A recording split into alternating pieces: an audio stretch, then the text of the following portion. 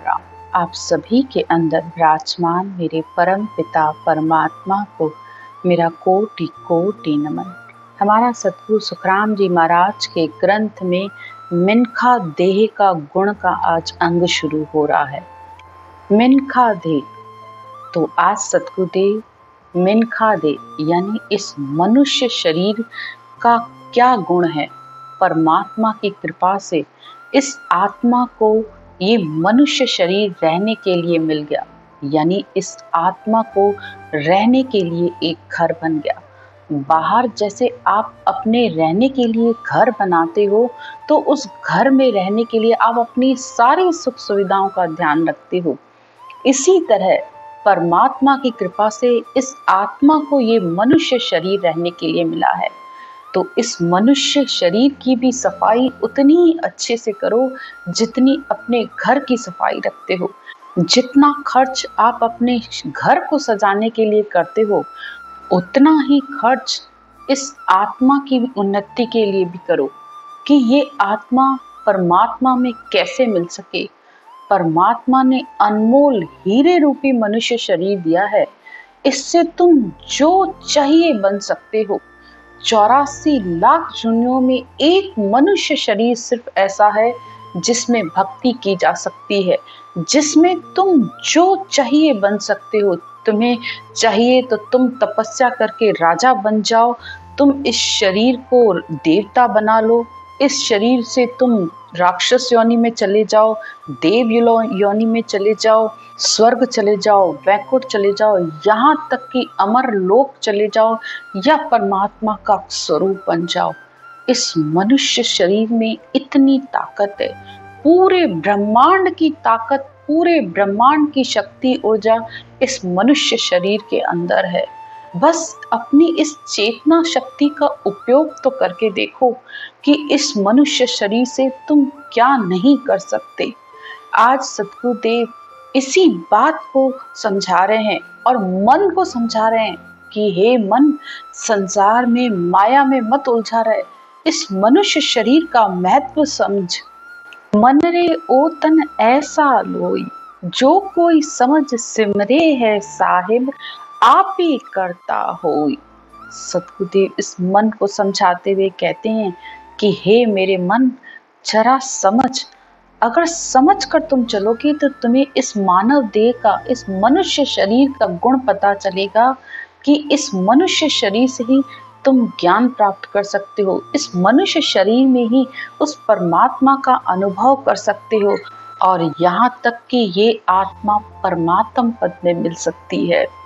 या तनसु उज्जवल घर जावे, इणसु राजा होई। इसी तन से, इसी शरीर से तुम्हें एक अच्छे घर में जन्म मिल सकता है, तुम राजा तक की पदवी को भी प्राप्त कर सकते हो। संसार के शुभ शुभ कार्य करके तुम्हें राजा तक की पदवी प्राप्त हो सकती है। यासो रूप करूप बनाना, सुख दुख पावे लोई। और इसी शरीर से किए गए मनुष्य कर्म से तुम रूपवान या करूपवान बनते हो, सुख दुख भी अपने इस किए हुए शरीर से, कर्मों से भोगते हो। परमात्मा कभी किसी को न सुख देता है न दुख देता है, तुम्हारे किए हुए कर्म के अनुसार ही तुम सुख दुख भोगते हो। एणसु दीन दुनी सिर होई, यासु स्वर्गा जावे। इसी मनुष्य शरीर से किए हुए कर्मों के अनुसार तुम्हें बादशाह पद की, स्वर्ग के ऊंचे पदों की प्राप्ति होती है, और इसी मनुष्य शरीर से ही तुम पीर और पैगंबर भी बन सकते हो। मिनखा दे अमोलक हीरो, ऐसो अवर न कोई। इणसु शेष महेश्वर दिया, यासु भगवत होई। सतगुरुदेव फिर इस मन को समझाते हुए कहते हैं कि ये मनुष्य शरीर अमूल्य हीरे के समान है, उसकी कोई कीमत नहीं लगाई जा सकती है। इसी से तुम शेष की पदवी, ब्रह्मा की पदवी, विष्णु की पदवी, यहाँ तक कि तुम परमात्म पदवी को भी प्राप्त कर सकते हो, खुद परमात्मा का स्वरूप बन सकते हो। इण में उलट आद घर पहुंचे, या में केवल होई।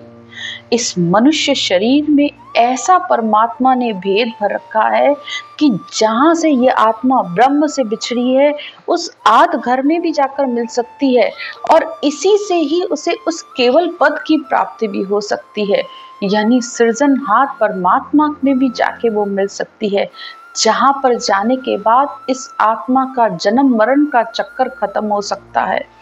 इतने अनमोल शरीर है ये। इनसु देव शकल तन सारा, इन सम अवर न कोई। इसके बराबर कोई दूसरा शरीर है ही नहीं। अगर मनुष्य शरीर मिलने के बाद भी तुमने सिर्फ खाना पीना और सोने को ही महत्व दिया तो फिर मनुष्य जन्म लिया न लिया तुम्हारा बराबर हो गया। ये सब कार्य तो जानवर भी कर रहे हैं, वो भी खा रहे हैं, पी रहे हैं, सो रहे हैं। न पशु न पक्षी न कोई दूसरी योनि में तुम किसी में भी भगवत प्राप्ति नहीं कर सकते हो। इस मनुष्य से तुम देवता भी बन सकते हो, उस परम तत्व की भी प्राप्ति कर सकते हो। तो इस मनुष्य शरीर का महत्व समझो। ओ सुन जन्म इसो है भाई, तिण में फेर न सार। कह सुखराम समझ मन मेरा, सिरजो सिरजनहार। सतगुरुदेव कहते हैं कि हे मेरे प्यारे मन, हे मेरे भोले मन, तो इस बात को समझ। ये इस बात में कोई संशय नहीं है, न ही किसी तरीके का झूठ है कि ये मनुष्य शरीर बहुत ही गुणवान है। बस सतगुरु से भेद लेकर, केवली संतों के अणभय ज्ञान का भेद लेकर तुम इस अंतर में ही उस परमात्मा की प्राप्ति कर लो। तप कर राजा, रूप तीर्थ कर, पर उपकार सहाय। तपस्या करने पर राजा की पदवी मिल जाती है, यानी जितनी तपस्या का बल होगा उतना उतना अधिक अगले जन्म में तुम्हें राजा तक की पदवी मिल जाएगी। तीर्थ करने पर तुम्हें रूपवान काया मिल जाएगी। और आगे किसी का अगर तुमने उपकार किया है, किसी की सहायता की है, मदद की है, दया की है, तो उसके बदले फल स्वरूप तुम्हें भी परमात्मा किसी न किसी रूप में आकर तुम्हारी सहायता करेगा ही करेगा। जिग कर धन, व्रत कर सुख संपत, देह निरोगी पाई। जिग यानी यज्ञ करने से धन और व्रत करने से तुम्हारा शरीर निरोगी हो जाएगा, तुम्हें शरीर में बीमारियां नहीं होंगी। व्रत रखने का मतलब ये नहीं है कि आप परमात्मा प्राप्ति आपको हो जाएगी। तो अगर कोई भी व्रत कर रहे हो, तीर्थ कर रहे हो, तो उनका फल क्या है इस बात को अच्छे से समझ लो कि परमात्मा के लिए कुछ भी करने की जरूरत नहीं है। उसके लिए तो आपको सिर्फ परमात्मा का बैठ के, प्रेम से बैठ के, सहज रूप में बैठ के उस परमात्मा का नाम का सिमरन करो, वो निश्चित तौर पर तुम्हारे अंदर आके प्रकट हो जाएगा। उसके लिए बाहर कोई भी यज्ञ, तप, तीर्थ, हवन, दया, धर्म तुम्हें कुछ भी करने की जरूरत नहीं है। लेकिन ये सब शुभ कार्य हैं। जो भी आप कर रहे हो, आप दान कर रहे हो, किसी की सहायता कर रहे हो, भला कर रहे हो, यज्ञ कर रहे हो, हवन कर रहे हो, ये बहुत अच्छे हैं लेकिन ये सब शुभ कार्य हैं। ये सिर्फ आपके शरीर को सुख देने वाले हैं। तो जो भी करते हो, जो भी ज्ञान सुनते हो, उस ज्ञान को ध्यान से समझो कि वो ज्ञान जो बोला जा रहा है वो कहाँ तक का बोला जा रहा है। अगर सिर्फ शरीर तक के लिए बोला जा रहा है कि ये करने से तुम्हें ये मिल जाएगा, ये करने पर इसके फल स्वरूप तुम्हें ये सुख मिलेगा, तो ये सुख की आशा तो अभी तक, इसका मतलब तुम्हारे शरीर तक ही तुम्हारी सुख की चाहना है। तुम्हें परमात्मा प्राप्ति की अभी तक इच्छा नहीं हुई अंदर। परमात्मा प्राप्ति की अंदर इच्छा तो तब होती है जब इस आत्मा के अंदर तड़प होती है कि परमात्मा कैसा है, मैं कैसे उससे मिल सकता हूँ, कैसे उसके प्रेम में आत्मा रह सकती है, कैसे उसका आनंद पाया जा सकता है। वो भक्ति केवल भक्ति है। तो माया के सुख की भक्ति अलग होती है और परमात्मा प्राप्ति की भक्ति अलग होती है। भक्ति मार्ग के दो ही रास्ते हैं, या तो आप नवधा भक्ति करके अपने लिए सुख साधन सब कर लो, और दूसरी 10वीं भक्ति है जिसमें आत्मा परमात्मा में मिलकर एक हो जाए। चाह गई चिंता मिटी मन वो बेपरवाह, जिसको कछु नहीं चाहिए सो शाहन को शाह। तो जिसने भक्ति मार्ग पर चलकर जिसकी इच्छाएं खत्म हुई हैं, इच्छा की तो कहीं गुंजाइश ही नहीं रहती है, उसके अंदर सिवाय परमात्मा प्राप्ति के प्रेम के कुछ रहता ही नहीं है।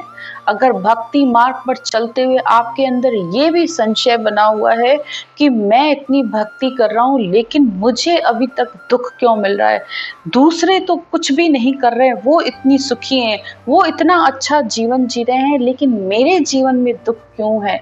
अभी तक तो आपकी आशा सुख की है कि मुझे सुख प्राप्ति हो जाए, कि मैं परमात्मा की भक्ति कर रहा हूँ, बदले में मुझे सुख की प्राप्ति हो जाए।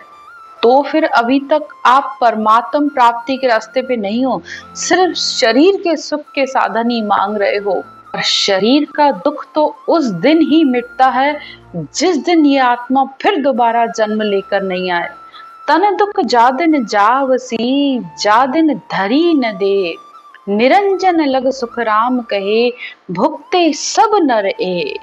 तो तन का दुख तो उस दिन ही मिटता है जिस दिन ये दोबारा शरीर न मिले, दोबारा इस आत्मा को कोई भी योनि न मिले, किसी भी शरीर में ये आत्मा वापस नहीं आए, उस दिन उसका दुख शरीर का मिटता है। नहीं तो जिस तरह दिन के बाद रात, रात के बाद दिन, उसी तरह सुख के बाद दुख, दुख के बाद सुख तो रहता ही रहता है। सुख जहाँ दुख दिवस जहाँ रजनी, जहाँ जन्म जहाँ मरना, ज्ञान विचार बुरा का देखो, काल फास क्यों पड़ना। तो सुख के बाद दुख, दुख के बाद सुख, तो ये तो जीवन का चक्र है और ये चलता ही रहता है। अगर आज सुख का कोई उपाय करोगे तो कल वो आपके लिए किसी न किसी दुख का कारण बनेगा ही बनेगा। तो सहज होकर ज्ञान को समझकर परमात्मा की भक्ति धारण करो और इस बात को समझो कि जो मैं कर रहा हूँ उसका होगा क्या, उसका फल क्या है। सतकर कोई देवलोक में जावे। अब किसी ने सतीपना धारण कर रखा है, यानी वो हमेशा सत्य ही बोलता है, जतिपना धारण कर रखा है, तो वो आत्मा देव पदवी को प्राप्त करती है। काशी करोवत जाप जुरे झर, एक मन चिंत्या फल होए। अगर किसी ने काशी में करवत लेकर छोड़ी है, यानी अपनी श्वास अपने मन में एक ही चिंतन किया है और काशी में श्वास को छोड़ा है, तो फिर उसके मन के मुताबिक यानी जो उसकी इच्छा होती है वो चीज उसे मिल जाती है। इसी तरह करनी किया कस्या बहु काया, सब फलदायक दीना। तो जैसे इस शरीर से करनी की जाती है, जैसा कर्म किया जाता है, वैसे ही फलों की प्राप्ति हो जाती है। करनी जीवा हाथ दी, फल करनी के माए, कह सुखराम इन कारक, सुख दुख भुगते आए। तो परमात्मा ने ये नियम बनाया है, तुम जैसी करनी, जैसा कर्म करते हो, उस करनी में ही तुम्हारा फल छिपा हुआ है। तो करनी भी तुम्हारे हाथ में है, फल उस करनी के अंदर ही है, और सुख दुख तुम उसी अनुसार ही भोगते हो। कह सुखराम नाम बिन रटिया, फिर 84 दीना। तो सद्गुरुदेव कहते हैं कि बिना नाम के, बिना निज नाम के, यानी बिना इस ब्रह्म के नाम को रटे बिना, बिना सत शब्द आए, ये आत्मा बार बार 84 के चक्कर काटती रहती है, आती रहती है और जाती रहती है। लख 84 जोन में एक मिनखा देही होय, गुण बारी करतार सो, ऐसो ब्रह्म न कोय, ऐसो ब्रह्म न कोय, हद बेहद में जोई। तो इस मिनखा देह का, इस अनमोल मनुष्य शरीर का महत्व ऐसा है कि देवता पदवी मिल जाने के बाद भी परमात्म पद की प्राप्ति नहीं हो सकती है, लेकिन इस मनुष्य शरीर में इतना गुण है कि इस मनुष्य शरीर से आत्मा देवता की पदवी को भी प्राप्त कर सकती है, और यहाँ तक कि सृजनहार परमात्मा, सत्स्वरूप परमात्मा में मिलकर भी एक हो सकती है। 3 लोक 14 भवन तक जहाँ चाहिए इस आत्मा इस शरीर की करनी के द्वारा चली जाती है। तो सब में देख लो, चाहे हद के ज्ञान में चाहे बेहद के ज्ञान में, इतना अनमोल और इतना गुण है इस शरीर में। अमर लोक सब जाए धरे मिनखा दे कोई, सुखराम और किणी जूण सू गर्भ न छूटे कोय, लख 84 जूण में एक मिनखा दे ही होय। तो 84 लाख योनियों में सिर्फ एक मनुष्य शरीर है जिससे आत्मा अमर लोक भी जा सकती है, उसके गर्भ के दुख भी मिट सकते हैं, वो आत्मा परमात्मा का स्वरूप भी बन सकती है। इस आत्मा को काल के घेरे से मुक्त होकर ये आत्मा हमेशा हमेशा के लिए इस आने जाने से भी छूट सकती है। तो इस मनुष्य शरीर के बराबर कोई भी ऐसा शरीर नहीं है जिसमें इतना गुण हो, जो इतना अनमोल हो। तो इस मनुष्य शरीर का महत्व समझते हुए, इस ज्ञान को समझते हुए, केवली भगवंतों के बताए ज्ञान के अनुसार चलिए। 10 मिनट करिए, 15 मिनट करिए, लेकिन अपने जीवन में एक 10 मिनट का नियम जरूर बनाइए।